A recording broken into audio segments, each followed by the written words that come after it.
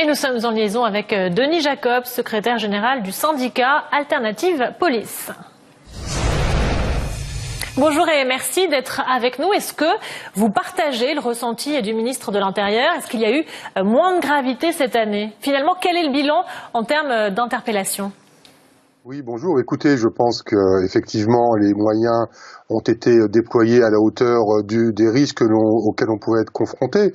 Alors, on peut toujours regretter les faits qui se sont produits, mais ils sont certainement moins importants que ce qui aurait pu se produire si nous n'avions pas anticipé une telle situation. Et ça remet justement en question le contrôle des réseaux sociaux et l'intervention rapide et immédiate des forces de sécurité sur Internet pour éviter qu'un tel message de haine, je le rappelle, qui est loin d'être une blague, qui appelle à tuer des policiers, et bien que ce genre de message soit rapidement retiré de toute diffusion, et puis bien évidemment qu'on identifie et qu'on interpelle les personnes qui ont diffusé de tels messages. On ne peut pas considérer que ce qui a été fait ce week-end par un jeune est une blague.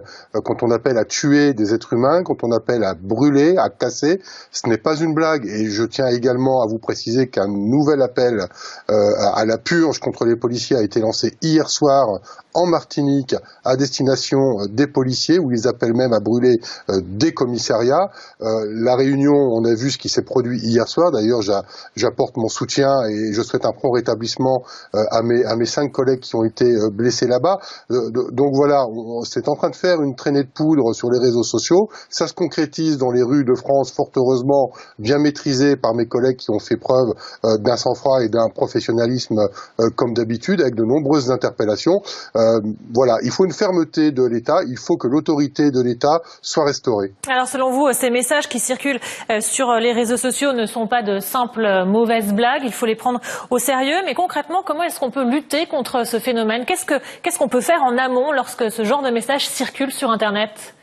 Alors, on a déjà des services, fort heureusement, au sein de la police nationale de lutte contre la cybercriminalité, mais je pense que les hébergeurs de réseaux sociaux comme Facebook, Twitter, Snapchat et autres ont leur responsabilité de modération, et je trouve que cette impunité qui a l'air de s'installer régulièrement sur les réseaux sociaux fait preuve d'un manque de contrôle, de sécurité de la part de ces hébergeurs, et je pense que l'État a tout son rôle dans le cadre d'un partenariat.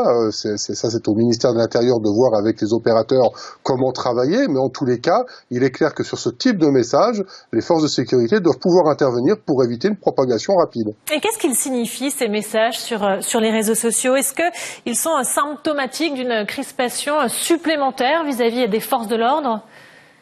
Je pense que c'est surtout une envie de tout casser, de tout brûler, de démontrer que l'État n'a plus de respect, n'a plus d'autorité, que en clair ce sont ces individus-là qui sont maîtres de territoire, et ça, une fois de plus, c'est pas acceptable, et il faut qu'on y mette la plus grande fermeté, mais pas uniquement au niveau de la police nationale. Je pense qu'il doit y avoir une plus grande fermeté encore de la justice, et puis il doit y avoir une fermeté aussi à l'éducation nationale, parce que ces individus qui ont 19, 20 ans, si aujourd'hui ils se comportent comme cela, c'est que antérieurement, dans leur passé, il y a eu un manque d'éducation peut-être, un manque d'autorité parentale, un manque de fermeté. Bref, il faut traiter les causes et on arrivera par là à traiter les conséquences.